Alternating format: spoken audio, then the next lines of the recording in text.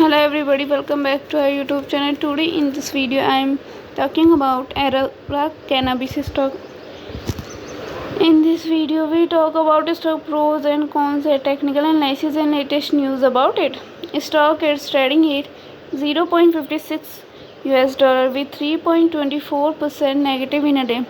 We can easily see stock was recently at all-time not high, so the fundamental stock is not better for today. Before buying and selling the stock, please consult your financial advisor. Today's video is done. Thanks for watching. Please subscribe my YouTube channel. Please subscribe my YouTube channel and like the video and also comment all related queries.